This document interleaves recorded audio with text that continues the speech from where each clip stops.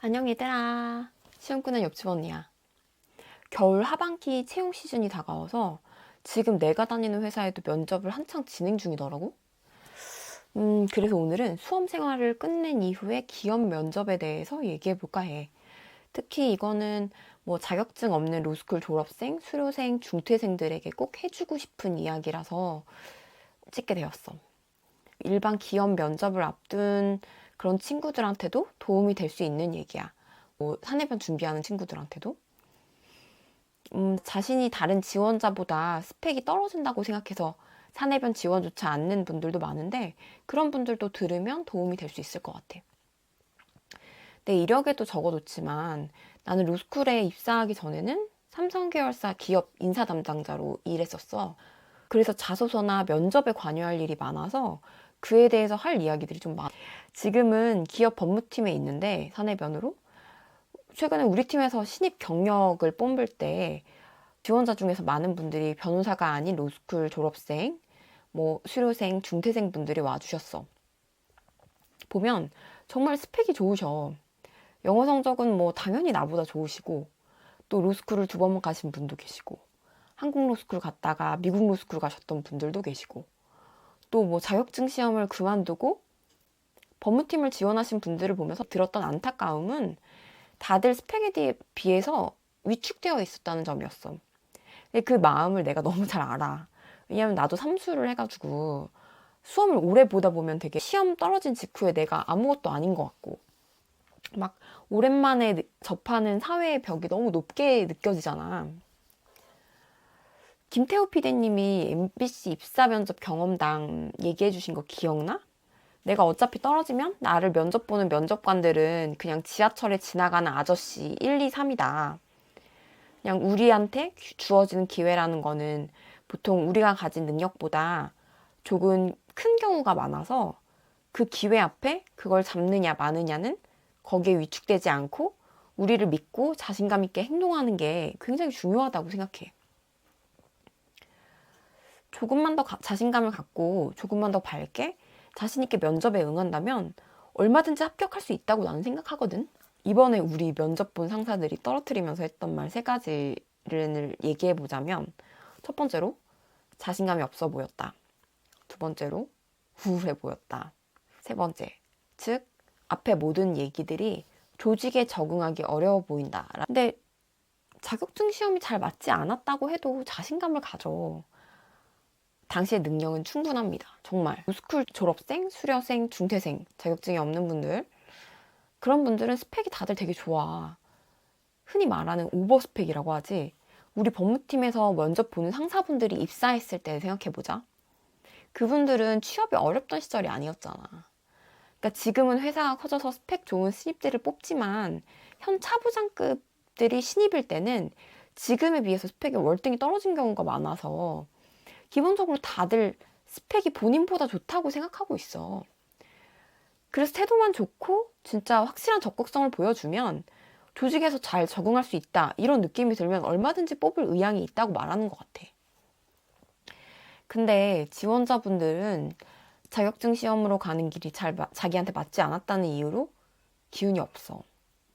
자신감도 많이 떨어져 있고 자신감이 없어 보여서 안 뽑았다는 얘기를 들으면 진짜 나도 삼수한 입장에서 너무 속상했어. 자신감 잊지 말자. 두 번째, 우울해 보였다. 면접은 회사랑 보는 소개팅이라고 생각해. 이력서나 자기소개서를 제외한 첫 인상이 면접의 전부라고 할 순 없지.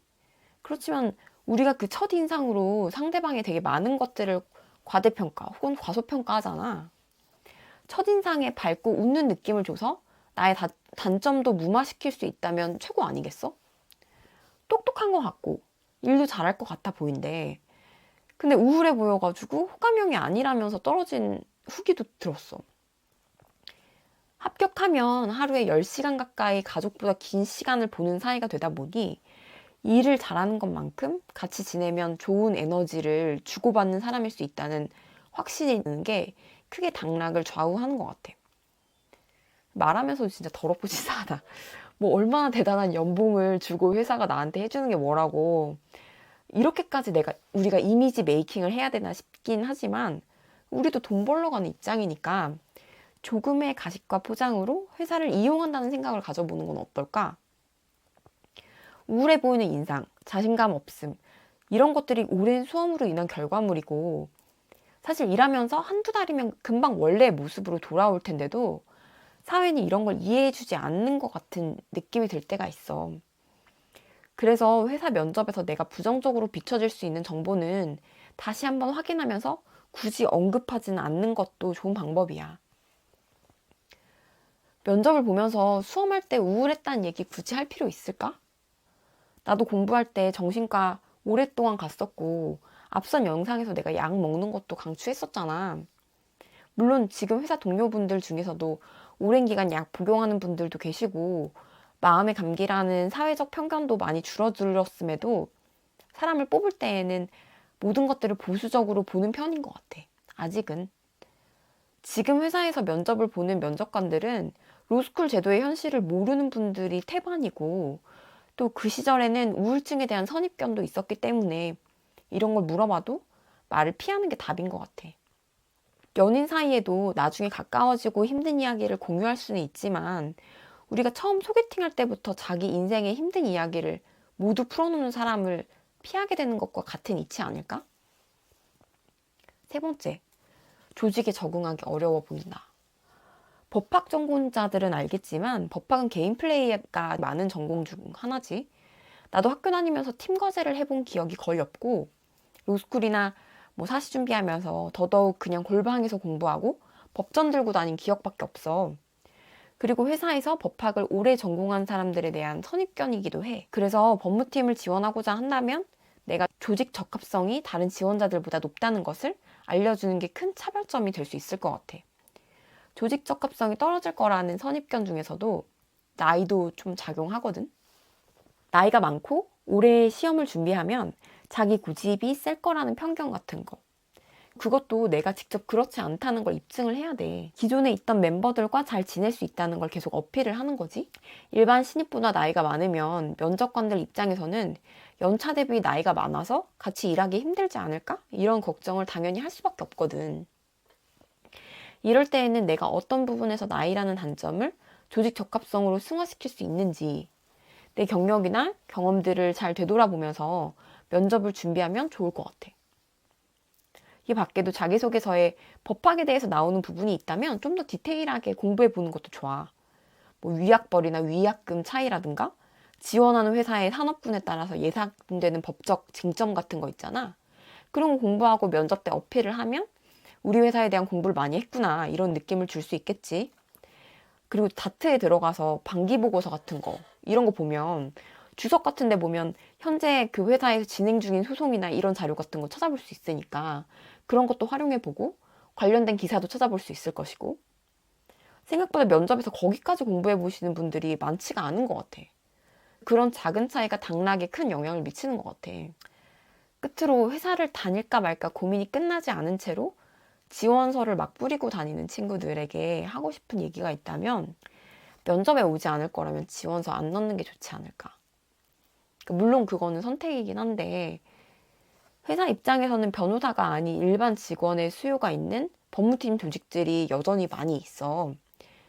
근데 로스쿨 중퇴생이나 수료생이나 졸업생들이 면접을 보지 않을 거면서 지원서를 뿌리다 보면 다른 친구들, 다른 상황이 비슷한 친구들의 이미지가 나빠지더라고.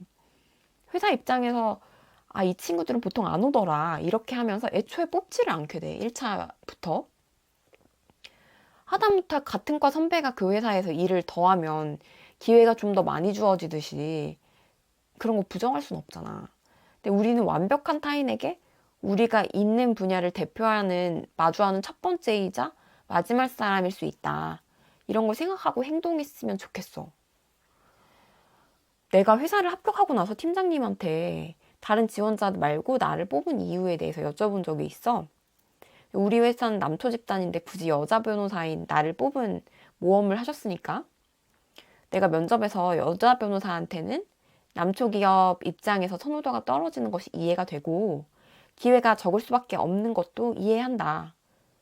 나는 그래서 내게 주어진 이 기회가 굉장히 절실하고 절박해서 누구보다 열심히 일할 자신이 있다. 이렇게 말씀드렸던 그 말 한마디 때문에 뽑았다고 하시더라고. 면접을 볼 때 간절함을 담은 한마디가 당락을 좌우하는 것 같아. 다 사람이 하는 일이잖아. 모든 기업마다 복붙한 말보다 그 기업의 특성에 맞는 내 임팩트를 줄 한마디를 준비해보는 건 어떨까 싶네. 똑똑하고 능력 있는 우리들은 앞으로 점점 더 잘 될 거라고 믿어 의심치 않아. 늘 응원하고 행복했으면 좋겠어. 오늘 영상이 좋았다면 좋아요, 구독 꼭 부탁해. 이 영상을 지속하는데 큰 힘이 되거든. 그리고 마지막으로 오늘 하루도 고생했어? 잊지 마. 시험보다 너의 삶이 훨씬 더 중요해. 안녕. 새해 복 많이 받아.